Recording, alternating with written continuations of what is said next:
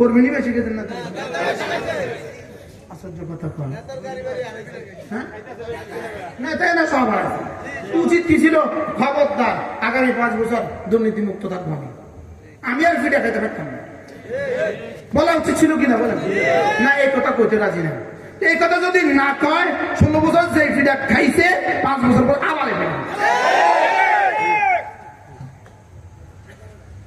ইমাম সাহেব লোক মোস্তাক সাহেব তো লেগে দাওয়াত দিই না এবার বলুন তো দেখি নাস্তা আইনের মধ্যে কি কি আছে কি কি নাই তাহলে দিন মতো চলতে গিয়ে যদি একা হয়ে যাই অচিরেই বন্ধুকে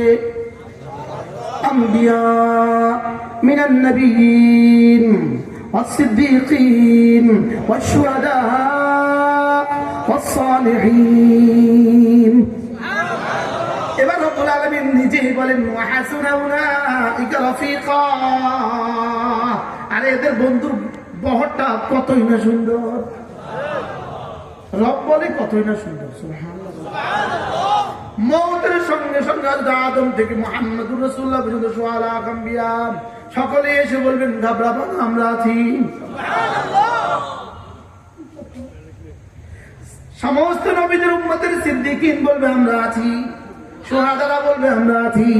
সমস্ত নেককাররা বলবে আমরা আছি সুবহানাল্লাহ আপনি যদি ভিন দেশের কোন এয়ারপোর্টে গেলেন পৃথিবীর কেউ আপনাকে চিনে না আপনি আছেন টেনশনে মোবাইলও আপনার কাছে নাই কোনো কিছু করার মতো কি দিশা পাচ্ছেন না হঠাৎ করে যদি একজনের গেঞ্জির পেছনে বাংলাদেশ লেখা আছে বাংলাদেশ এই লেখাটা দেখলে দেখবেন কলকাতা এত বড় হয়ে গেছে গা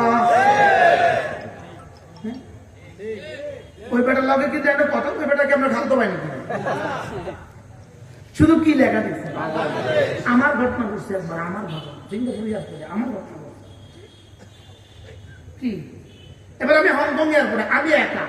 কেউ নাই আমি কাউকে চিনি না আমি কি করবো এক ফোলা করতে আইসে এখন বুঝলেন আপনি এখানে এবার বলেন তো এই কথা কইসাল আমার কাছে কেরম লাগছে আমার 4 ঘন্টা ওয়েটিং আমি কি করবো এই 4 ঘন্টা তাই বলতেছে আপনি ঘুমান আমি আছি কোনো অসুবিধা নেই আমি কথা আমি নিশ্চিত এয়ারপোর্টে তো চোখ ঢুকতে পারে না বুঝুন না এতে আমি ঠিক সময় মতো সে আমাকে উঠাই এখন যদি হাসরের ময়দানের বিভীষিকাময় মুহূর্তে যদি খলিল আলাইহিস সালাম বলে বেটা আছি আমি আছি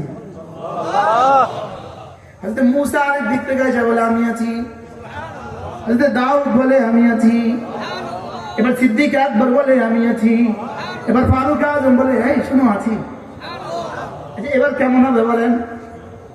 কল্পনা করেন তাহলে সিরাতাল্লাযীনা আন'আমতা আলাইহিম সুবহানাল্লাহ